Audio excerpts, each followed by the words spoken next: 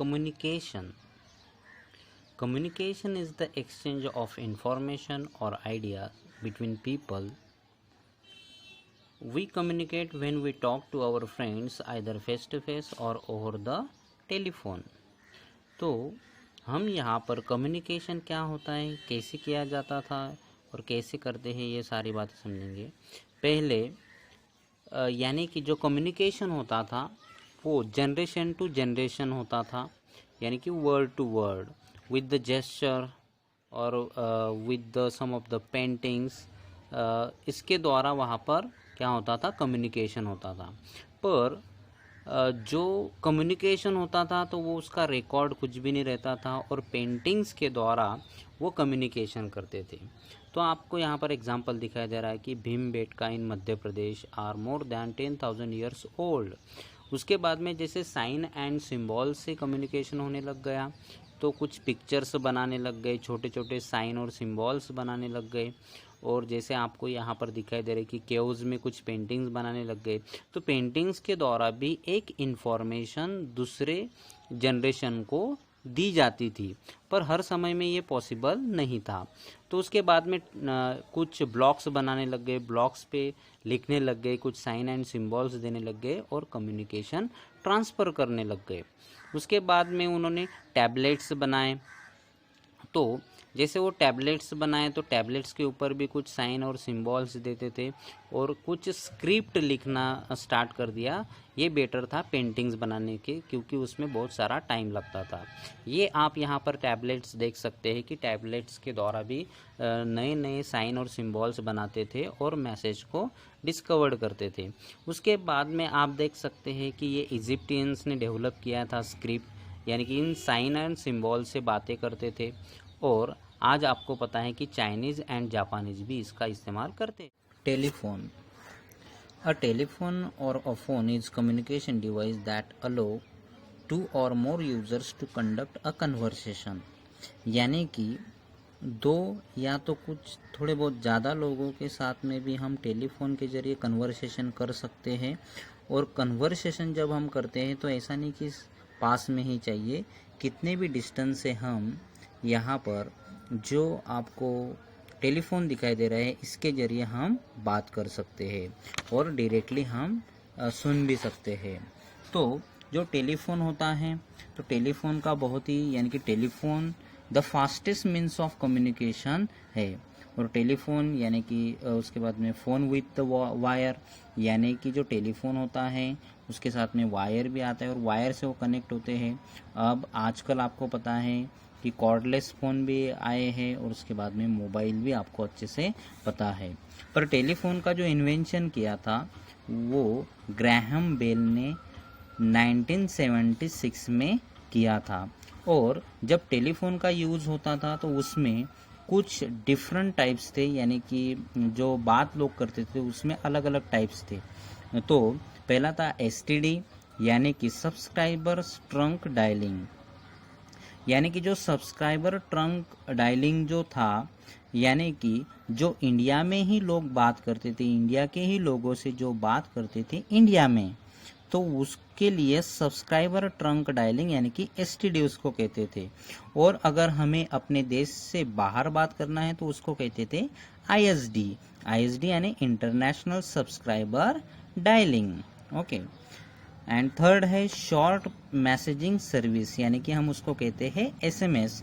यानी कि जो SMS हम बेचते हैं तो उसका लॉन्ग फॉर्म जो होता है शॉर्ट मैसेजिंग सर्विस, यानी कि जो मैसेजेस हम बेचते हैं तो एक शॉर्ट में हम लिख के जो भेजते हैं तो उसको कहते हैं SMS। उसके बाद में है PCO, यानी कि पब्लिक कॉल ऑफिसेस। यानी कि पहले हर किसी के पास में टेलीफोन या तो मोबाइल नहीं था, तो जो रूरल एरियाज़ में, गाँव में जो लोग थे, सिटी में जो लोग थे, अगर उनको बात करना है तो वो PCO का यूज़ वहाँ पर करते थे। अब हम नेक्स्ट देखते हैं कि जो इंटरकॉम यानी कि आपको दिखाई दे रहा है कि एक मशीन है और उसके साथ में आपको दिखाई दे रहा है कि कुछ लैंडलाइन जैसे फ़ोन आपको दिखाई दे रहे हैं, कुछ 8 फ़ोन्स यहाँ पर है, यानी कि इनका ये इंटरकॉम मशीन का यूज़ इंटरनल किया जाता है। जैसे बड़े बड़े लॉज होते हैं, बड़े बड़े होटल्स में किया जाता है, इवन स्कूलों में भी यूज़ किया जाता है, और कुछ ऑफिसेस में भी इनका यूज़ किया जाता है, और ये फ्री ऑफ कॉस्ट होता है, यानी कि ये मशीन अगर लेते हैं तो वो कनेक्ट हो जाता है। नेक्स्ट है फैक्स मशीन। ये फैक्स मशीन क्या काम करता है, यानी कि जो हैंड रिटन या तो जो प्रिंटेड कुछ भी जो डॉक्यूमेंट्स रहते हैं, जो पेजेस रहते हैं, तो अगर यहाँ से वो फैक्स मशीन में जो पेज डाला तो यही का यही जो पेज रहता था वहाँ पर वैसे की वैसी प्रिंट निकलती थी जहाँ पर हमने उसको भेजा है, यानी कि एग्जैक्ट प्रिंट वहाँ पर उनको मिलती थी, और वो भी इंस्टेंटली। नेक्स्ट है टेलीग्राफ। ये टेलीग्राफ बहुत ही ओल्ड सिस्टम थी। इस पे कोड यहाँ पर यानी कि डॉट्स एंड डैश कोड का यूज़ किया जाता था, और डैश कोड और डॉट्स का यूज़ करने के बाद में सामने वालों को भी जैसे पता रहता था, यानी कि जो कोड अगर उनको पता है तो वो इलेक्ट्रिकल सिग्नल्स देने के बाद में वहाँ पर वो बातें अच्छे से कर सकते थे। तो ये जो टेलीग्राफ जो सिस्टम था, मशीन था, ये किसने इन्वेंट किया था, तो वो थे सैमुअल मॉर्ज। सैमुअल मॉर्ज ने यहाँ पर इसका इन्वेंशन किया था। तो जो मॉर्स कोड यानी कि जो कोड वहाँ पर देते थे और बात यानी कि जो कम्युनिकेशन होता था तो उसको कहते थे मॉर्स कोड। क्योंकि मॉर्स कोड इसलिए नाम दिया है क्योंकि जो सैमुअल मॉर्स थे उन्होंने जो इन्वेंशन किया था इसलिए वो जो कोड रहते थे उनको मॉर्स कोड कहते थे। पर अभी आपको पता है कि 21st सेंचुरी में जैसे जैसे एडवांस टेक्नोलॉजी आ गई कम्युनिकेशन की, मोबाइल फ़ोन्स आ गए, टेलीफोन, ईमेल्स, कंप्यूटर, और आपको पता है कि बहुत अलग अलग ऐप्स के द्वारा हम फेस टू फेस भी बात करते हैं। तो 21st सेंचुरी में ये जो सिस्टम था टेलीग्राफ का, इसको डिसकंटिन्यू किया इंडिया ने। तो इंडिया ने कब किया, इन 2013 in the month of July. Okay, the next is we are talking about the printing press. तो प्रिंटिंग प्रेस आपको पता है, जैसे हमने शुरू में देखा कि जो टैबलेट्स का यूज़ किया जाता था, तो टैबलेट्स का जो यूज़ हमने देखा तो टैबलेट्स बनाने में बहुत समय लगता था, और जैसे जैसे समय वहाँ पर लगता था तो यानी कि वो हर किसी को टैबलेट्स देना पॉसिबल नहीं था। तो जो टैबलेट्स थे बहुत अलग, यानी कि बहुत ज़्यादा हम बना नहीं सकते थे, तो बहुत डिफ़िकल्टीज आती थी अलग अलग लोगों को प्रिंटिंग देना और बनाना, तो ये सबको कम्युनिकेशन करना बहुत ही डिफ़िकल्ट जाता था। तो जैसे डे बाय डे डेवलपमेंट हुआ तो प्रिंटिंग प्रेस का भी इन्वेंशन यहाँ पर किया। तो प्रिंटिंग प्रेस का जो इन्वेंशन किया वो जो थे जर्मन के थे, जॉन्स गुटनबर्ग। तो जॉन्स गुटनबर्ग ने जो इन्वेंशन किया प्रिंटिंग प्रेस का वो किया 1440 में। ओके, जो 1440 में जो इन्वेंशन किया तो इसका बेनिफिट्स क्या हुआ कि इसके कारण बहुत सारे बुक्स प्रिंट होने लग गए, बहुत सारे पेजेस प्रिंट होने लग गए, मैगजीन्स बनने लग गए, और हर किसी को बुक्स मिलना, न्यूज़पेपर्स मिलना, उसके बाद में मैगजीन्स, बुक्स और अलग अलग यानी कि जो साप्ताहिक होते हैं, ये सारी चीज़ें जो प्रिंटिंग मटेरियल जो हमें मिलने लग गया तो वो प्रिंटिंग प्रेस के कारण, और ये प्राइस में भी कम हो गया और टाइम भी कम लगने लग गया और इजी हो गया प्रिंट करने के लिए बिकॉज ऑफ प्रिंटिंग मशीन। तो it is very useful things for us. और जैसे हमने देखा कि जो हमारे मोबाइल से उसके बाद में कंप्यूटर काम करते हैं, यानी कि इंटरनेट का यूज़ हम करते हैं, टीवी का यूज़ करते हैं, तो ये कैसे होता है, ये कैसे पॉसिबल है कि without wire how we are talking with the another person. तो ये सैटेलाइट्स के जरिए हुआ, क्योंकि सैटेलाइट्स जो हम छोड़ते हैं स्काई में, तो सैटेलाइट्स वहाँ पर काम करता है एक हेल्प लेके, तो इसके कारण भी यहाँ पर यह होता है। तो जो सैटेलाइट्स हुआ था इन 1957 में world's first artificial satellites has been sent. तो वर्ल्ड का पहला सैटेलाइट्स 1957 में यहाँ पर भेजा। उसके बाद में about 6000 satellites from more than 40 countries, यानी कि 6000 सैटेलाइट्स 40 कंट्रीज से भी ज़्यादा कंट्रीज ने यहाँ पर भेज दिए हैं। और with the help of launch vehicle, a rocket that throws a satellites into the orbit, और कुछ यानी कि लॉन्च व्हीकल्स लॉन्च करते हैं और वो ऑर्बिट का हेल्प लेते हैं। तो सैटेलाइट्स के जरिए हमें क्या क्या बेनिफिट्स होते हैं? तो फर्स्ट है observing earth for military and civilian reason, यानी कि हमारे कंट्रीज को अगर हम बचाना है तो ऑब्जर्वेशन करना पड़ेगा अर्थ को। दूसरा है कम्युनिकेशन के लिए।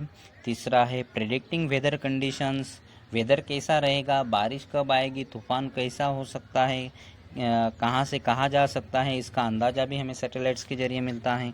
Understanding the space and the heavenly bodies. Now we will understood what is communication. Communication एक लैटिन वर्ड है और कम्यून मीन्स शेयर। शेयर यानी कि एक दूसरे को अपने ओपिनियन, सजेशन, उसके बाद में हम इमोशंस जो दूसरों को बताते हैं उसको कहते हैं कम्युनिकेशन। तो पहले कम्युनिकेशन करना इतना पॉसिबल नहीं था, तो लेटर राइटिंग स्टार्ट हो गया।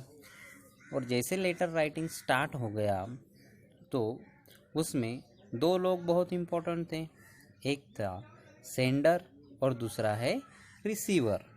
जब एक व्यक्ति किसी को लेटर लिखता है और बाय पोस्ट करता है तो जिस व्यक्ति को देना है वो रिसीवर होता है और जो भेजता है उसको सेंडर कहते हैं। तो जो रिसीव करता है यानी कि उसका एड्रेस वहाँ पर लिखना पड़ता है। जब हम परफेक्ट एड्रेस लिखते हैं तो वो लेटर एग्जैक्टली उसी व्यक्ति को मिलता है। अब आपको पता है कि लेटर हम आजकल लिखते ही नहीं हैं, तो इसके बाद पहले हमने देख लिया कि टेलीग्राम, टेलीफोन, फैक्स और मोबाइल भी। पर लेटर के अलावा हम आज के समय में यूज़ करते हैं ईमेल्स का। तो जब हम ईमेल्स का यूज़ करते हैं तो ईमेल्स के द्वारा हमें बहुत सारे बेनिफिट्स है। तो वो है कि ईमेल्स जब हम भेजते हैं तो एट द एग्जैक्ट टाइम हम किसी को भी भेजते हैं। और ईमेल्स और लेटर्स में डिफरेंस क्या है? तो लेटर कुछ दिनों के बाद में जाता है और ईमेल्स उसी समय में हम कहाँ पर भी भेज सकते हैं। और जब हम ईमेल्स राइट करते हैं तो वहाँ पर पेन एंड पेपर की ज़रूरत नहीं होती है, कीबोर्ड की ज़रूरत होती है। कीबोर्ड की हेल्प से हम जो चाहते हैं वो लिख सकते हैं। और पोस्टल एड्रेस यानी कि जो पोस्ट लेटर होता है उसके ऊपर एड्रेस लिखना बहुत ज़रूरी होता है। और यहाँ पर ईमेल एड्रेस होता है जो कि पर्सनल होता है, जिस व्यक्ति को हमें भेजना है उसी व्यक्ति को जाता है। जब हम ईमेल्स भेजते हैं तो उसके साथ में बहुत सारे फ़ोटोज़ भेज सकते हैं, ऑडियो फाइल्स, उसके बाद में वीडियो भी हम भेज सकते हैं ईमेल्स के द्वारा। और ईमेल्स के यानी कि ईमेल्स कुछ 4 थ्रू हम भेज सकते हैं, Gmail, Yahoo, Hotmail, red female. और एडवांटेजेस ऑफ ईमेल्स के क्या है? ये फ्री ऑफ कॉस्ट है। और एडवांटेजेस ऑफ ईमेल्स के क्या है? ये फ्री ऑफ कॉस्ट है। और यानी कि इसको थोड़ा बहुत नेट का खर्चा आता है। और उसी समय हम एक प्लेस से दूसरी प्लेस पे ईमेल भेज सकते हैं, और वो भी बिना टाइम से। उसके बाद में है कि जो हम ईमेल्स भेजते हैं वहाँ का व्यक्ति भी जल्दी से पढ़ सकता है और रिप्लाई कर सकता है। और ईमेल्स में हम अपने फाइल्स को भी सेव कर सकते हैं, डॉक्यूमेंट्स को सेव कर सकते हैं, ऑडियोज़, वीडियो, फ़ोटोज़, ये बहुत सारी चीज़ें हम कर सकते हैं। तो आपको समझ में ही आया होगा कि कम्युनिकेशन क्या है और कैसे होता है। Thank you.